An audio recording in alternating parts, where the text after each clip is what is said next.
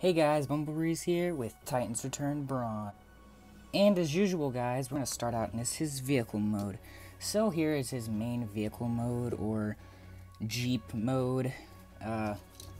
He has the tire that the G1 has, and basically everything that the G1 has, even like some of the body lines are the same. Front end even has like the two little yellow things, and the grill is a little different on the newer one. I'll admit, gotta adjust the lights there, get it nice and bright for you. But overall, yeah, it just takes a lot of cues from G1. It has a little cockpit that you can put a Titan Master inside. I don't have a Titan Master, or I would show it to you. Now let's transform him. As you can see, his transformation is as simple as the Generation 1. Now here's the Generation 1 Brawn and his robot mode. Well, not completely. His arms are broken, but this is basically how Outback had his arms. Now Brawn, I think, should have had his arms. They shouldn't have had those little silver things. But besides two different shades of green, you can't really tell on the camera, but he has two different shades of green, and he has this arm weapon. It feels like he took the chest and put it on there. He has the cartoon accurate head. Basically, this guy is what this guy should have looked like.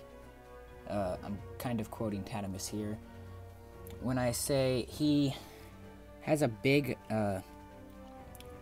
Autobot symbol right there, but a small one there, and I think that one should be big, like he said. But I think they tried to do the whole black on Autobot symbol thing right there. And it works. It works. I mean, they didn't really mess up when it comes to the Legends guys and what they did with the Power of the Primes. They had they basically did almost all of the little Legends guys, the Micro Masters, or not Micro. I can't even talk. What were they called? The mini bots? I think they were called the mini bots, but all the mini bots. And yeah. His card and stuff, I have his card, but I don't know if you guys want to see that in videos. If you would, I mean, next time I get one of these type of guys with the card, I'll definitely show you.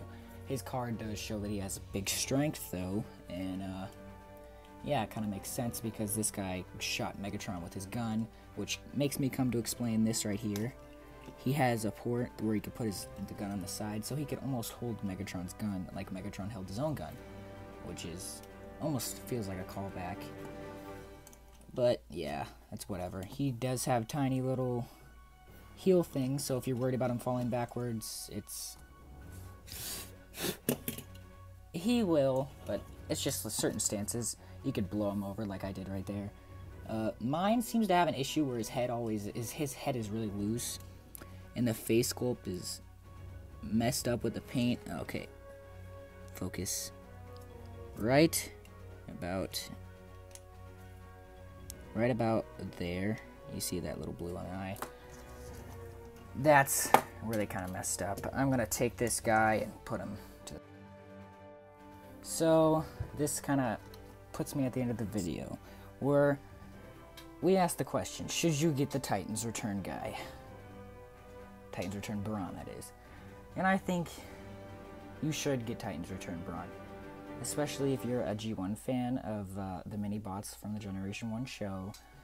This whole G1 guy, I like him, but I think this guy's better. That's just my opinion. Some people that were born around this area might be like blinded by nostalgia, but I'm not, because, you know, I'm not old. Hopefully I didn't offend any of you guys out there. But he even comes with this weapon. I mean, the G1 didn't come with the weapon. But, I don't know. It's just he looks really nice. He even has like a little cockpit for a Titan Master. It's basically a masterpiece without being a masterpiece, in my opinion. It is very good for the price. You can find him about 10 bucks on eBay and Amazon. I found him for like $12, and that was mint in box. Mint on card. And honestly, I think it's worth the price. If you see this guy and you don't have him, I want you to snag him, especially if you're a Transformers fan. This has been BumbleBreeze, everybody. Taking Brawn out. signing off.